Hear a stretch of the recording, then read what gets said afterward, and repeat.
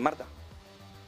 Pues sí, desde luego que son muchas cosas las que les tenemos que preguntar a los expertos y me parece que ya podemos empezar a saludar a algunos de ellos que están con nosotros. Por ejemplo, me parece que ya me acompaña Gabriel Montalto, que es director de la Academia de Negocios Televisión, Javier del Valle, también el presentador del programa El Cierre de Wall Street, y Francisco Quintana, director de Estrategia de Inversión de ING. No sé si los tenemos ya y los podemos tener a los tres en pantalla para poder ir viéndolos. Bueno, muchísimas gracias a los tres, como siempre, por estar aquí en Negocios Televisión. Y vamos a empezar con el análisis. Empiezo, por ejemplo, por ti, Javier del Valle, para que nos expliques, bueno, pues qué sensaciones, qué te ha parecido el dato de empleo que hemos conocido en Estados Unidos. Se han creado más nóminas no agrícolas de lo esperado, pero sobre todo la clave, la gran clave de todo y lo que ha hecho moverse a los mercados financieros ha estado en la tasa de paro. Se ha movido mucho respecto a lo que se esperaba un 3,7, 3,5.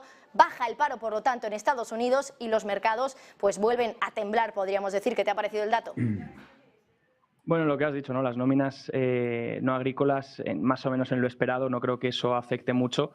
También he visto que en la labor force, la participación laboral también se mantiene igual. En temas de cambios de earnings y demás, tampoco veo mucho cambio que pueda afectar, pero donde sobre todo creo que está el cambio del día es en la tasa de paro. Esa tasa de paro que se vaya al 3,5, creo que es lo que hace que los mercados pues de primeras hayan reaccionado así, ¿no?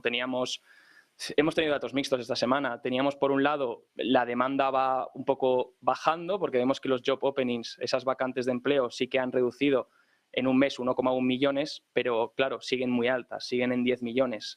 Los desempleados están en 6 millones, tienes casi un ratio de 1,7, ¿no? Entonces, a medida que vaya bajando esa demanda, pues sí que es verdad que la gente que abandona los puestos de trabajo se va a quedar más fija, no hay tanta libertad para abandonar el puesto de trabajo y moverse.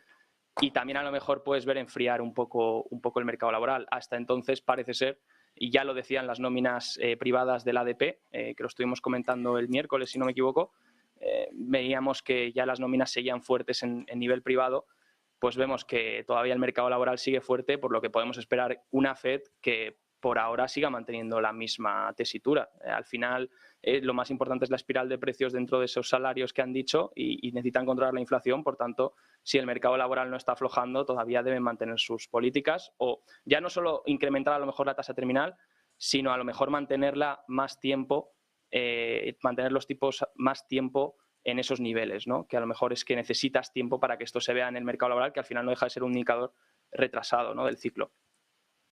Francisco Quintana, director de Estrategia de Inversión de ING en España. Muchas gracias a ti también por estar aquí con nosotros, como siempre. Y bueno, te quería preguntar también a ti pues, por tu opinión sobre el dato que hemos conocido en el día de hoy. Javier, por cierto, también mencionaba el dato de ADP, pero es que esta semana, lo decíamos al principio del informativo, hemos tenido todo un goteo de datos de empleo. Algunos salían, bueno, pues que nos daban a entender que podría haber cierto enfriamiento en el mercado laboral. Por ejemplo, la vacante de empleos, que salió 1 millón por debajo del dato anterior. Estábamos en 11 millones de vacantes, ha salido de 10 millones, por lo tanto, podíamos esperar que bueno, el mercado se podía estar enfriando algo. Luego también ayer las peticiones de subsidio por desempleo semanales fueron bueno, pues, mayores de lo esperado, se esperaban 203.000, fueron 219.000.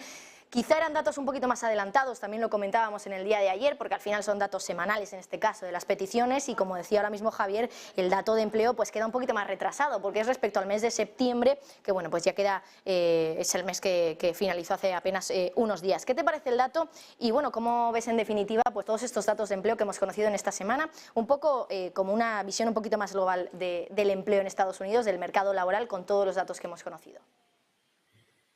Pues nos ha sorprendido. Nosotros esperábamos datos fuertes, pero sinceramente no tanto. No creíamos que la tasa de desempleo se pudiera bajar al 3,5 sin que haya habido un cambio sustancial en la tasa de participación, porque a veces se pueden ver movimientos grandes en la tasa de desempleo, pero es porque hay gente que ha abandonado el mercado laboral y entonces, pues digamos, te cambia el denominador y parece que el número ha mejorado, pero simplemente que hay mucha gente desanimada. No es el caso, ha habido una pequeña caída en la tasa de participación. No sabemos si ha tocado techo ya la tasa de participación. Aquellos, no recuerdo, pero muchos millones de norteamericanos que desaparecieron del mercado laboral han estado volviendo gradualmente y bajó la tasa de participación del 63,5 hasta el 60 y poco a poco han ido volviendo, pero estamos todavía casi un punto por debajo de aquella, ¿no? Entonces no sabemos si ahí ha tocado un poco el techo, el mercado a lo mejor, pero en cualquier caso sigue siendo una tasa de desempleo espectacular.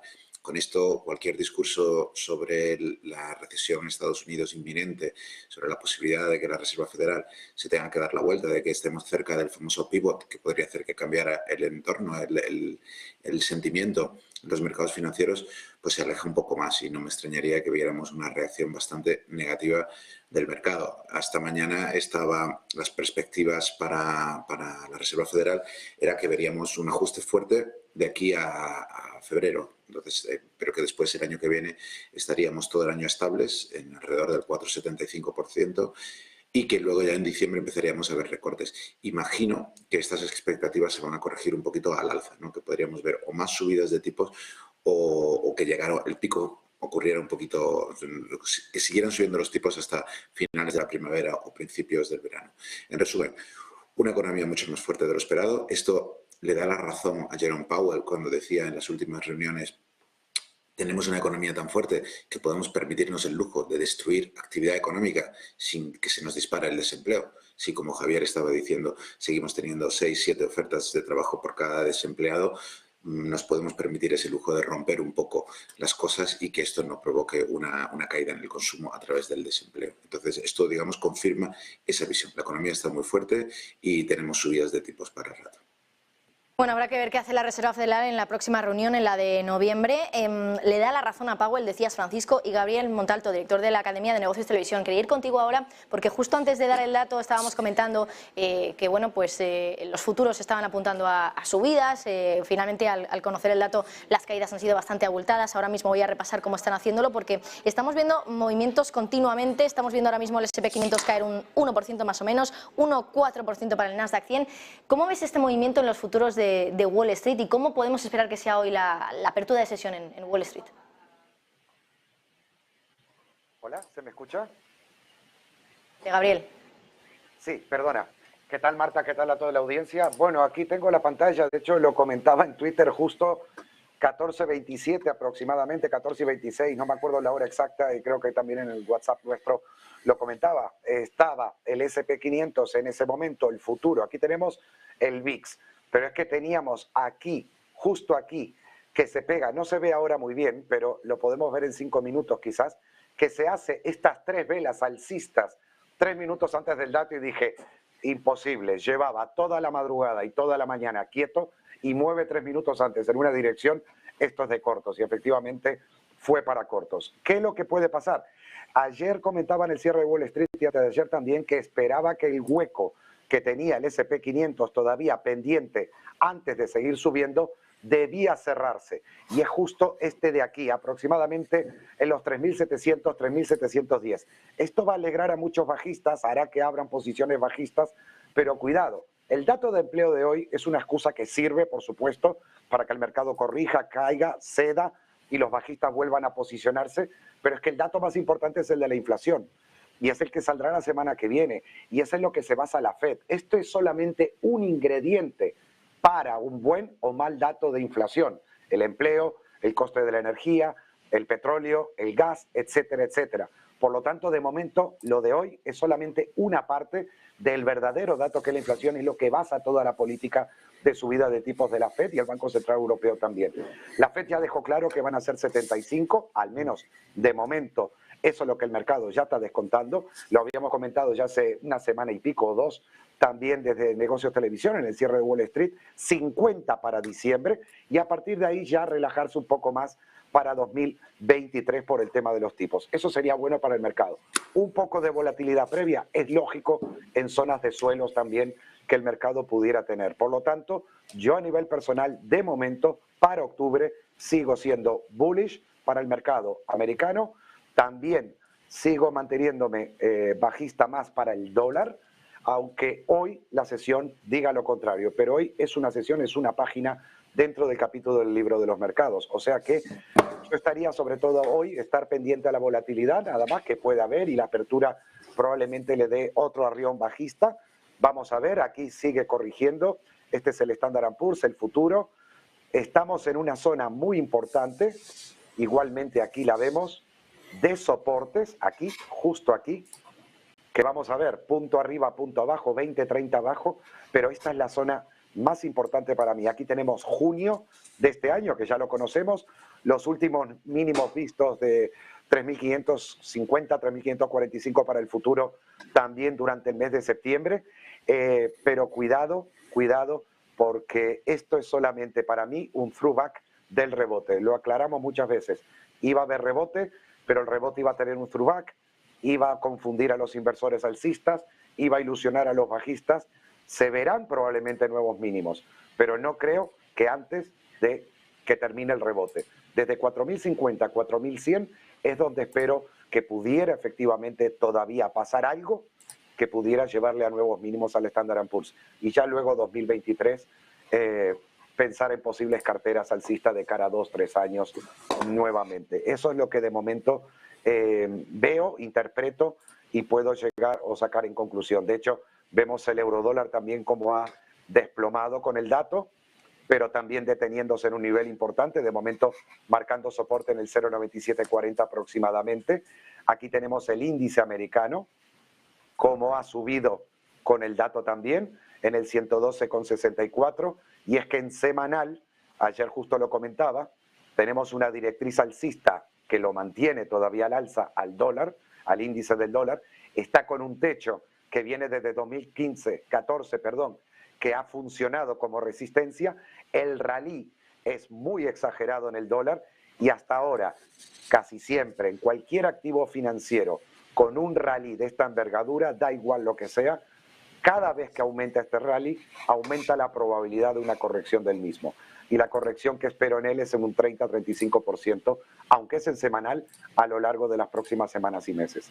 Por eso que me mantengo bajista de dólar, alcista en los mercados, alcista para el euro, alcista para la libra, de cara a semanas y meses también. Bueno, yo quería hacer también un análisis un poquito más económico del dato, porque lo que hemos visto es que se ha caído el paro, lo ha caído respecto al mes anterior, respecto al mes de agosto. Así que bueno, tenemos ya con nosotros a Javier Díaz Jiménez, que es profesor de Economía del IES. Me parece que ya le podemos saludar, aunque estoy viendo la pantalla en negro, no sé si está teniendo algún problema ahora mismo, pero si no, os lanzo la pregunta a vosotros, por ejemplo, a su tocayo, a Javier del Valle. Javier, te quería preguntar cómo consideras, cómo piensas que puede haber la economía de Estados Unidos haber reducido ese paro en el mes de septiembre, porque claro, hay que recordar que el paro estaba en el 3,7, 3,5%. Bueno, me parece que ya tenemos a Javier Díaz Jiménez con nosotros, ya le estamos viendo ahora bien sin problemas de conexión, así que bueno, voy a dar paso a Javier Díaz Jiménez. Javier, muchísimas gracias, y lo que estaba diciéndoles y preguntándoles un poco a ellos en general, pero quería enfocar un poquito más la pregunta hacia ti, al ser profesor de Economía, pues que nos hicieras un análisis un poquito más económico. No sé si has podido echar un vistazo también al informe que se ha publicado en la Bureau of Labor Statistics por parte de la administración Biden, para entender un poquito qué es lo que ha pasado en la economía de Estados Unidos para que haya bajado el paro en 2 décimas, del 3,7 al 3,5. La verdad es que no he tenido tiempo de mirarlo, pero lo que estamos viendo desde hace muchos meses y trimestres es un mercado de trabajo en Estados Unidos realmente robusto, y la consecuencia de eso es que le está dando alas a la Reserva Federal para seguir subiendo los tipos en su intento de controlar la inflación, independientemente de cuál sea la explicación, ¿no? Porque al final en una situación donde realmente en Estados Unidos los salarios están presionando al alza, el número de vacantes está muy bajo y tenemos unos datos de desempleo realmente mínimos históricos, este mandato dual que tiene la Reserva Federal realmente no es de aplicación, no hay tensión, ¿no? Si yo ahora fuera Powell, pues estaría tranquilo subiendo tipos hasta que el mercado de trabajo empiece a dar señales de desaceleración, y no las estamos viendo. Pues precisamente con esa última pregunta quería acabar para que todos vosotros respondierais. ¿Qué va a hacer la Reserva Federal ahora mismo? Javier, Gabriel, Francisco y Javier también. ¿Creéis que va a subir los tipos en 75 puntos básicos, o incluso también depende del dato de inflación que vamos a conocer la semana que viene? Pues quizá podría ser un poquito más agresiva todavía, porque tiene ese margen, como decía Javier, porque el mercado laboral sigue mostrando señales de robustez. Del Valle, empiezo contigo.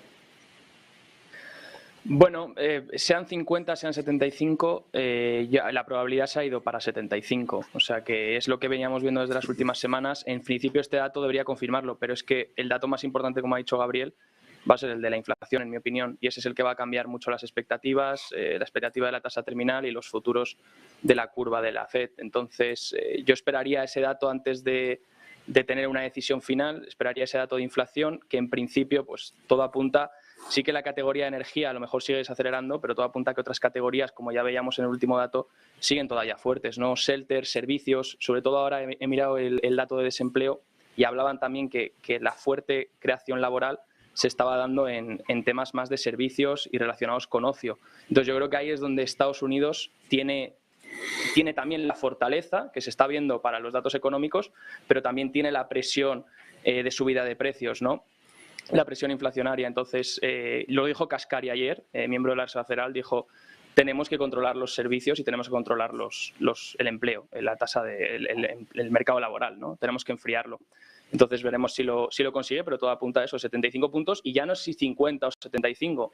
Todo apunta a que la Fed siga en un tono hawkish y siga subiendo tipos y que no haya por ahora un pivot, que era lo que el rally estaba alimentando estas semanas, de lo que se estaba ilusionando ahora mismo el mercado. En cuanto a si los intereses ya lo han descontado, normalmente el 2 años tienes un 40 puntos básicos de spread entre el 2 años y lo que son las tasas de la Fed. Y parece ser que el 2 años ya podría estar en un entorno donde haya descontado 75 puntos básicos, porque hemos visto una subida en los intereses muy rápida.